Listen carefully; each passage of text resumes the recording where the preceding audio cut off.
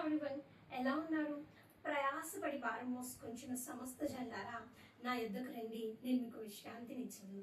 ఈ మాట మన మందిరాల బయట, లేదు అంటే ఎవరైనా మీటింగ్స్కి ఇన్విటేషన్ ఇచ్చినప్పుడు ఆ పాంప్లెట్స్ మీద ప్రతి చోట చూస్తూ ఉంటాము.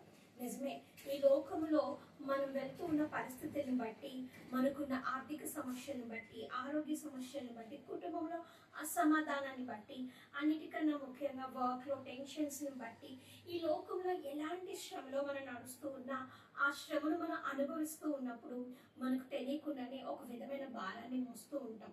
ఆ భారం మోయడం మనకు చాలా ప్రయాసతో కూడింది. కానీ ప్రభు చెప్తూ ఉన్నారు, ఎట్టి భారంతో ఉన్నవారైనా నా యొద్దకు రండి, ఆ భారం నుంచి నేను మీకు విశ్రాంతినిచ్చదు అని.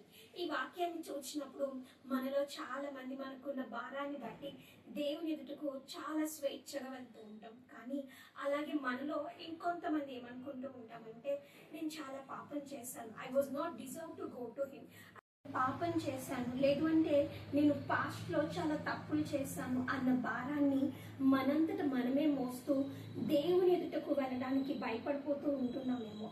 ఒక్కసారి జ్ఞాపకం చేసుకుందాము, ఆయన ఎలాంటి భారాన్ని మోస్తూ ఉన్న వారినైనా ఆయన యొద్దకు రమ్మని పిలిచారు కదా. మనం మోస్తున్న శారీరకమైన భారాలను బట్టే కాదు, కానీ ఆత్మీయంగా ఎలాంటి భారాన్ని మనం మోస్తూ ఉన్నా ప్రభు యొద్దకు వెళ్ళినప్పుడు ఆ భారం నుంచి కూడా ఆయన మనకు విశ్రాంతినివ్వగలరు. ఇప్పటి వరకు తప్పు చేశాను, పాపం చేశాను, I was not deserve it అన్న గిల్ట్తో మనం ఉండిపోతూ మన భారాన్ని మనమే మోసుకుంటూ ఉన్నామేమో. ఒక్కసారి దేవుని ఎదుటకు వెళ్ళి ఆ భారాన్ని ఆయన ఎదుట విడిచిపెట్టి విశ్రాంతిని పొందుకునే కృప ప్రభు మనెల్లరికీ దయచేయను గాక. ఆమేన్.